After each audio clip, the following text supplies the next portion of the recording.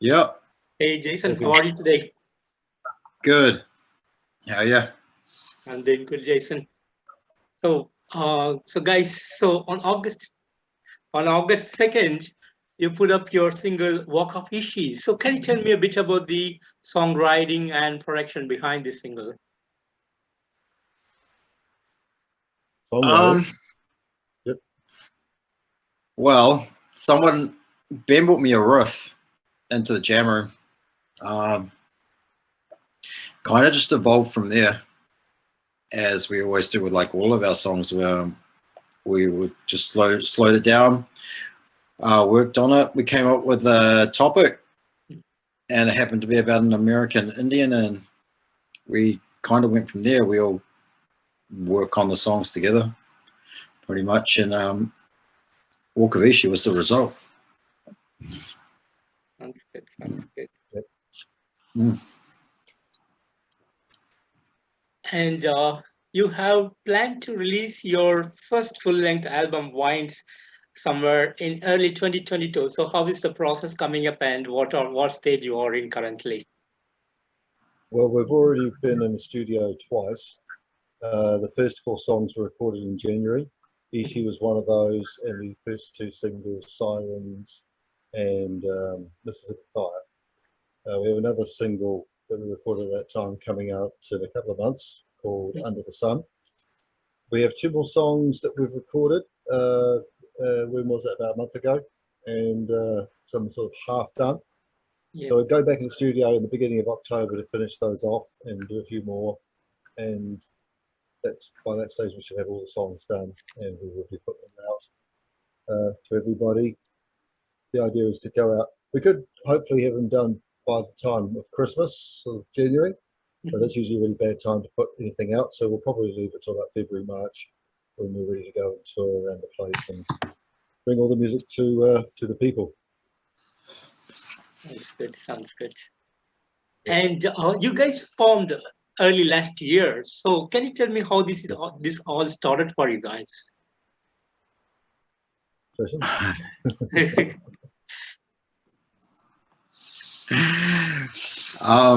How did that start?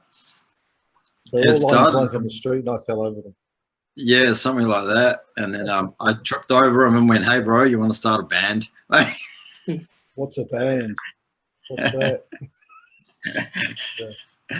No, it began with me answering an ad for being the guitarist, and he showed up with some stuff, and I wrote a couple of songs, and they were forwarded to my friend Sean here, and he was interested, and then things just kind of like went from there. And we just happened to be a good unit, and we write well together. That's why things are moving so quick, but it was real easy. Yeah. It was actually, really easy. Yeah, everyone seemed to be on the same page, even though we all sort of came from different places. It's like everybody had different ideas, but there was like a lot of overlap.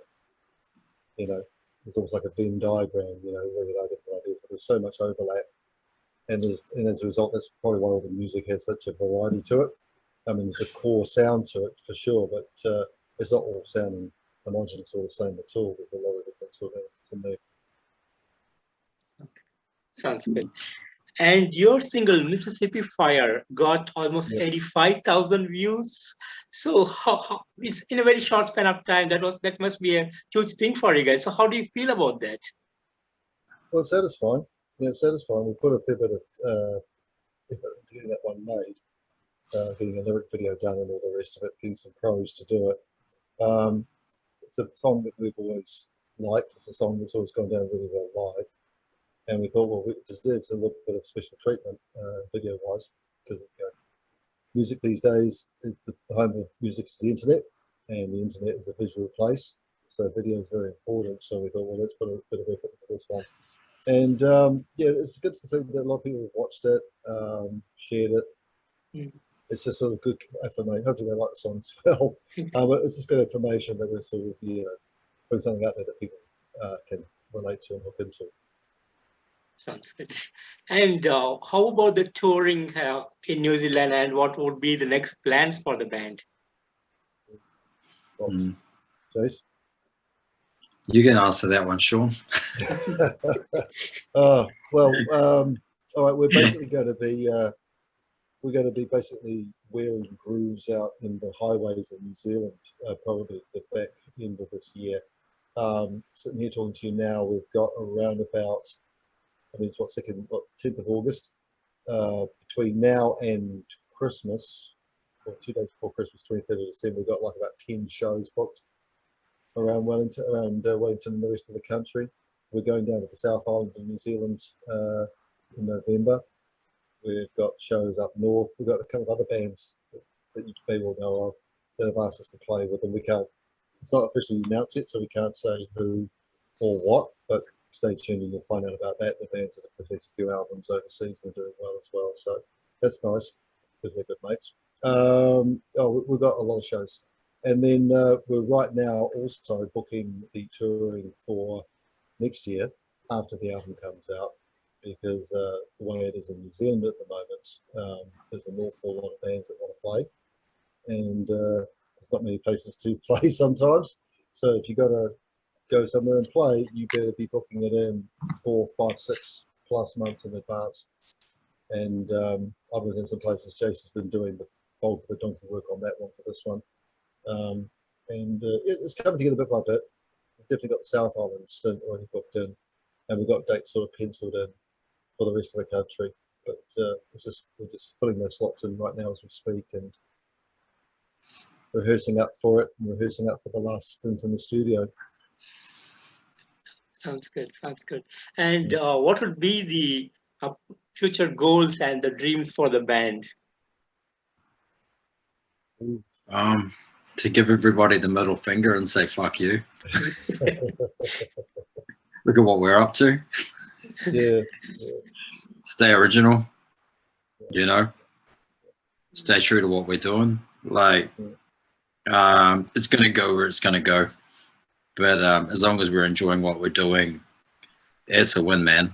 Like, straight up, you know, love entertaining people. One person, 100 people, it don't matter. So as long as personally for me, as long as we're still writing and having fun with it, that's the win right there.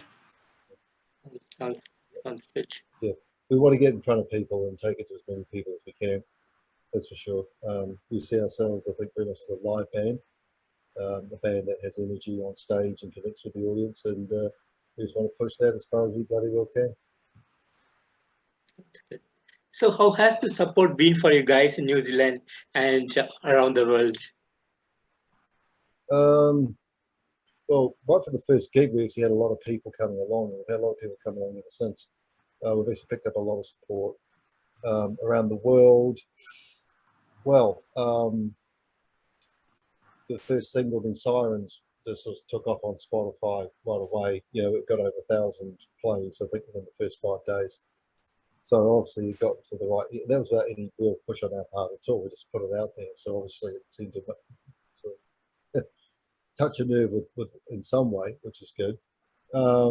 We've had certainly the support of a lot of the venues in Wellington, and the main venues here, and a lot of other bands have sort of said, "Yep, these guys are worth working with, getting on board." We get a lot of information that way. A lot of local radio's been playing us just recently. The new song, we're getting it played a lot in the States and in Europe, which is nice. Just today we found for the first time ever we're getting more Spotify plays out of European cities than New Zealand cities, which is nice to see. So I don't know. I mean, it's really a case of putting music out there and seeing where you resonate. I mean, music can sometimes take off in all sorts of strange places, but it's satisfying to see it pretty widespread at the moment, and maybe over time we'll see, we're more popular here than there. But it's definitely been very open doors so far. I mean, we've had to work bloody hard to get it. No question about it. It hasn't been like falling off a log. We've had to push it, but things have been happening, and it seems to be working for people. Sounds good. Sounds good. Yeah. And would you like to share some of the great moments that you had from the gigs, the last couple of gigs that you had with in New Zealand? Oh, sure.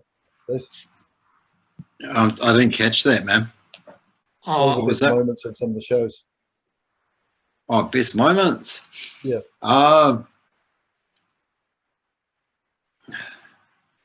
think just getting people along. Actually, it would just be random people that you meet. They like should just. I came along to the show because I saw this or I saw that. Managing to get people to clap, and it's just the general response. Like I said before, we're out there to entertain, and people are picking up on it. We're not a boring band, so yeah, we're doing well in that respect. Yeah. So I don't know. As soon as the cocaine and hookers start, well, I'll be real happy. Sounds good. Only one of those is legal in New Zealand, though, man. Eh? Only one of those is legal in this country. You know that. But I think actually there were a couple of gigs actually that did stand out. I mean, when we did our little tour to support Sirens, we went up to Tauranga, which is Chase's hometown actually, and that was the first time we played out of Wellington actually, and that was huge reception, really, really huge. And then we tried to organise a homecoming gig when we got back, and I won't go into boring details of it, but we had to change venues at the last minute. We literally only secured a place like 2 days before the show, and so it was like, oh, everything was improvised. We had no idea how well it was going to go. And all these people turned up and they were absolutely crazy for what we were doing and had a great time. And there's a photo that was taken after the show of us just waving to the audience, and one of the photographers was there. And look on my face sort of says it all. I looked completely stunned, and I was completely stunned after all the crap we had trying to get this gig together. And there were all these people there just going completely nuts about what we just did. And I was just like, well, there you go. We're doing something right. Sounds good. Sounds good. And since Walk of Fishing is based on some kind of concept or a story behind it, so in Yeah. future, your songwriting, is it going to be based on a theme or a concept, or it's going to be a random one?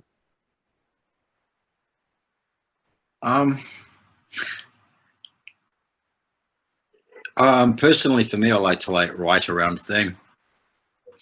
It helps you be more creative. So yeah, definitely for me, the way we write it seems to be leaning towards that way. Obviously, we're real young, so we've still got a lot more musical discovery to do as a band.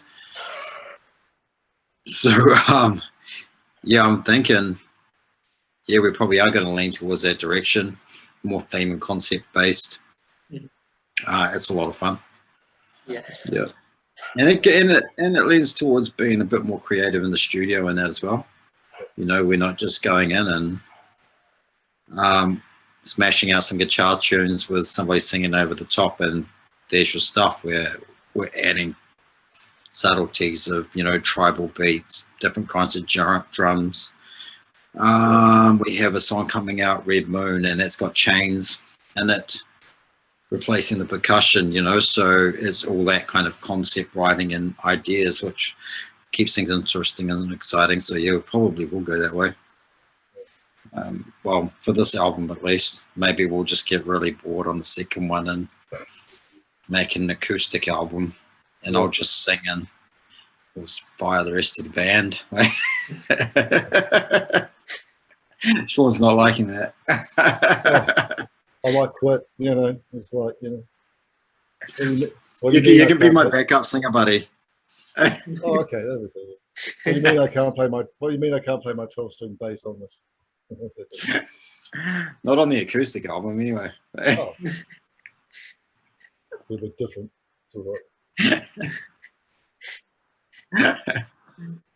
Sounds good, guys. And finally, what would you want to say about Sidewinder for the people who have not listened to the band so far? Well, the obvious thing is have a listen. Yeah, the obvious thing is have a listen and see if you like it. I guess.